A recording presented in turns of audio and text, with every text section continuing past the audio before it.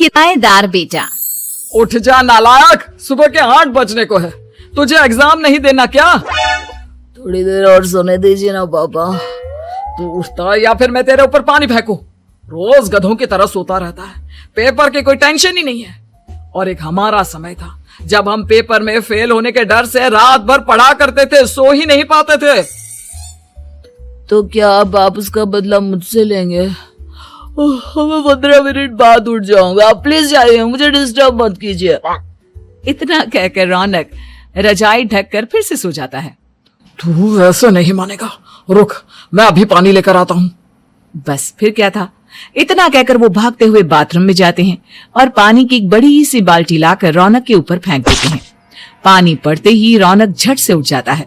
ये आपने क्या किया पापा? अब तू उठेगा नहीं तो यही करना पड़ेगा ना।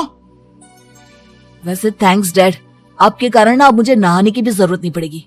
चलिए अब आप माँ से बोलकर मेरे कपड़े निकलवा दीजिए, तब तक मैं ब्रश कर लेता हूँ। वैसे कल ना आप एक काम और करना, नहलाने के साथ साथ मुझे ब्रश भी करवा देना। ये ब्रश करने में ना मुझे बहुत आलस आता है। रौनक की बातों से अरविंद का मुंह खुला का खुला रह जाता है।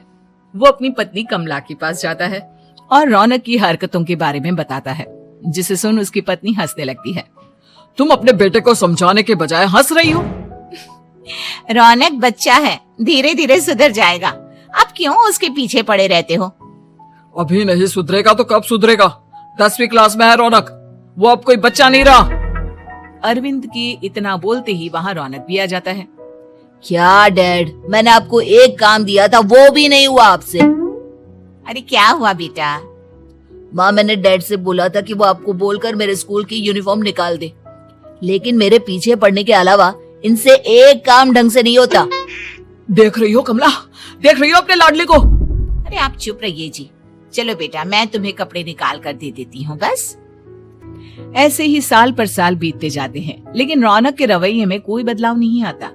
वो पहले से भी ज्यादा आलसी और पूरी तरह अपने माता पिता पर निर्भर हो जाता है। 2 साल बाद पता नहीं कहाँ गायब रहता है पूरे दिन, अब तक तो आ जाना चाहिए था। अरे आप इतनी फिक्र क्यों कर रहे हैं उसकी? दोस्तों के साथ खेल रहा होगा, आ जाएगा अभी। ये कोई टाइम है खेलने का? 10 बजने वाले हैं, इतनी रात में कौन खेलता है? कमला कुछ कहती उससे पहले ही रौनक वहाँ आ जाता है। मम्मी जल्दी से खाना लगा दो, बहुत भूख लग रही है। तुम्हें तब तक खाना नहीं मिलेगा जब तक तुम बता नहीं देते कि इतनी रात गए कहाँ से आ रहे हो। ओ प्लीज डैड, अब आप एसी पे प्रद्युमन बनकर मेरे सर पर बंदूक लेकर मत बैठ जाना। अपनी फालतू की बकवास बंद कर और बता कहाँ से आ रहा है। माँ अब समझाइए ना डैड को। बता देना बेटा, इनको भी तसल्ली हो जाएगी। आप बोल रही हैं तो बता देता हूँ, मैं दोस्तों के साथ मूवी देखने गया था, इसलिए देर हो गई।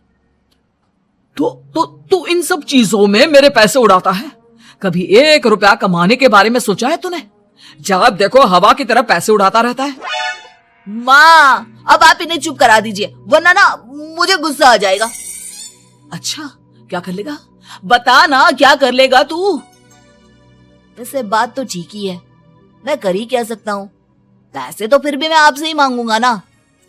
चलिए अब ये सब बात छोड़िए और मम्मी मेरे लिए खाना लगा दीजिए। अभी लगा देती हूँ बेटा। मैं बता रहा हूँ कमला, एक दिन ये ऐसे ही बिगड़ जाएगा। उफ़ो, आप क्यों इतना पीछे पड़े रहते हो मेरे बच्चे के? बाद की बात में देखेंगे, अभी आप शांति से उसे खाना खाने देंगे।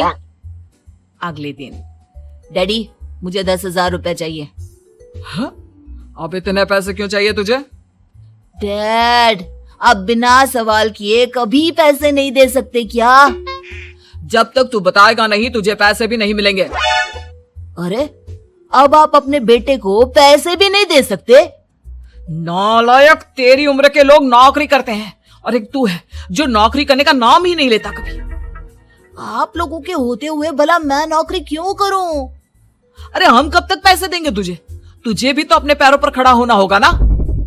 कौन सा उधार के पैरों पर खड़ा हूं? अपने ही तो पैरों पर खड़ा हूं मैं। इसी तरह रौनक दिन प्रतिदिन लापरवाह होता जाता है उसकी लापरवाही को देखते हुए अरविंद और कमला अपने बेटे की शादी कराने का फैसला लेते हैं और 1 महीने के अंदर अंदर ही रौनक की शादी मेघा नाम की लड़की से करा देते हैं। शादी के कुछ दिन बाद, रौनक, मुझे एक अच्छी सी साड़ी चाहिए, आप ला दोगे ना? हाँ, क्यों नहीं। कितने तक की आती है साड़ी? यही करीब 5,000 तक की। तुम चिंता मत करो, मैं आज ही डैडी से पैसे मांगकर तुम्हारे लिए साड़ी ले आऊंगा।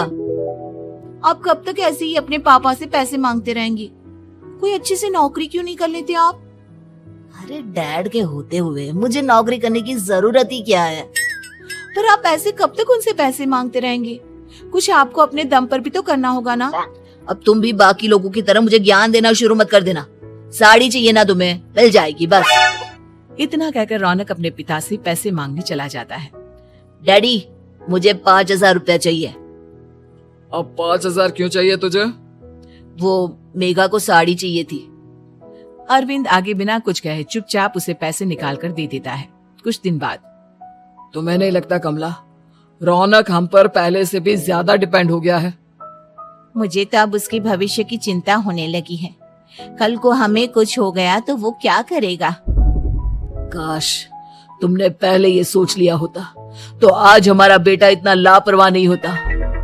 तब मुझे कहाँ पता था कि मेरा लाड प्यार उसे इतना बिगाड़ देगा कि वो इस हद तक लापरवाह बन जाएगा। कोई बात नहीं, अभी भी देर नहीं हुई। मुझे पता है उसे कैसे सुधारा जा सकता है। कैसे? अरविंद कुछ कहता उससे पहले रौनक वहां आ जाता है और पैसों के लिए हाथ फैलाने लगता है। डैड, मैं और मेघा बाहर घूमने जाना चाहते हैं। अरे वाह, ये आज सूरज कहाँ से निकला है? Dad please. अच्छा चलो अब मुद्दे की बात करो। मुझे अब 25,000 चाहिए। अब तुम्हें 1 रुपया भी नहीं मिलने वाला। अगर तुम्हें पैसों की इतनी ही जरूरत है तो कोई ढंग की नौकरी कर लो। मम्मी, आप कुछ कहिए ना डैड को। बेटा, वो गलत क्या बोल रहे हैं? ये सब हम तेरे भले के लिए ही तो कर रहे हैं। मम्मा, मैंने बताया ना आपको, मुझे नहीं करनी कोई जॉब वॉब। तो ठीक है, निकल जाओ हमारे घर से। तुम्हारे जैसे लोगों के लिए मैंने ये घर खड़ा नहीं किया है। जितना ये घर आपका है ना, उतना ही मेरा भी है। मैं कहीं नहीं जाने वाला। जाना तो पड़ेगा ही तुझे, क्योंकि अब मैं तेरा कोई भी खर्चा नहीं उठाने वाला। ठीक है, मत उठाइए मेरा खर्चा, मैं अपने दम पर भी जी सकता हूँ। तो बेशर्मों की तरह अब तक यहाँ क्यों खड़ा है? अपना सामान ले आओ, निकल जाए यहाँ से। रौनक पैर पटकते हुए वहां से चला जाता है। घर से निकालना जरूरी है क्या उसे? बिना पैसों के कौन रखेगा उसे किराए पर? अगर उसका भविष्य सुधारना है तो हमें अपने दिल पर पत्थर रखकर ये कदम उठाना ही होगा। दोनों बात कर रहे होते हैं कि रौनक अपनी पत्नी के साथ एक बड़ा सा बैग लेकर घर से निकल जाता है, लेकिन घर से बाहर उसे कोई भी मुफ्त में अपने घर किराए पर नहीं रखता। अंत में थक हार कर वो फिर से अपने घर चला जाता है। क्या हुआ? थोड़ी देर पहले तो दहाड़ते हुए घर से निकला था, अब क्या हुआ? नहीं रखा ना किसी ने तुझे किराए पर? डैड प्लीज, मैं कुछ दिनों में कोई अच्छी सी नौकरी शुरू कर दूंगा। आप तब तक तो हमें रख लीजिए प्लीज। सुबह से रात हो चुकी है लेकिन कोई हमें रखने को राजी नहीं है। अब आप ही बताइए, इतनी रात को मैं मेघा को लेकर कहाँ जाऊंगा? ठीक है, बहू की वजह से मैं तुझे घर पर रख रहा हूँ, लेकिन तू इस घर में एक बेटे की नहीं बल्कि एक किराएदार की हैसियत से रहेगा। 3 महीने है तेरे पास। इन 3 महीनों के अंदर अंदर मुझे तेरी पहली तनख्वाह हाथ में चाहिए, समझ गया? पक्का डैड, इन 3 महीनों के अंदर अंदर तो कोई बढ़िया सी नौकरी ढूंढ ही लूंगा मैं। ऐसे ही धीरे धीरे समय बीतने लगता है और अरविंद के दिए 3 महीनों में से 2 महीने बीत चुके होते हैं। पापा जी ने हमें 3 महीने दिए थे, जिसमें से 2 महीने तो बीत चुके हैं। अब ये आखिरी महीना बचा है। अरे तुम चिंता मत करो, आज मेरा ना 2 जगह इंटरव्यू है, दोनों में से कहीं ना कहीं तो जॉब लगी जाएगी। अच्छा, all the best. Raunak interview के लिए निकल जाता है, जिसके बाद शाम में रौनक घर आता है। कैसा गया इंटरव्यू?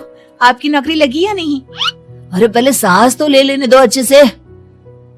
बताइए ना, मुझसे तो जरा भी इंतजार नहीं हो रहा है। वो दरअसल बात यह है कि मेरी नौकरी तो लग चुकी है लेकिन पैसे बहुत कम है। कितने पैसे हैं? 15,000। इतने में अरविंद और कमला मिठाई का डिब्बा लेकर आ जाते हैं। बधाई हो बेटा। हम जानते थे तेरी जॉब जरूर लगेगी। लेकिन मेरी सैलरी बहुत कम है मम्मा। कम है तो क्या हुआ, धीरे धीरे बढ़ जाएगी। हाँ बेटा, हम तो बस चाहते थे कि तू अपने पैरों पर खड़ा हो जाए। मतलब अब आप मुझे घर से नहीं निकालेंगे? नहीं, ये सब हमने तुझे जिम्मेदार इंसान बनाने के लिए किया था। Thank you mummy papa. अगर आप दोनों ऐसा नहीं करते तो मुझे कभी अपनी जिम्मेदारियों का एहसास तक नहीं होता। आज आपने मुझे सिखा दिया कि इंसान का अपने पैरों पर खड़ा होना भी जरूरी होता है। इतना कहकर रौनक झट से अपने माता पिता के गले लग जाता है और अपनी कमाई की पहली तनख्वाह वो अपने माता पिता के हाथ में सौंपता है।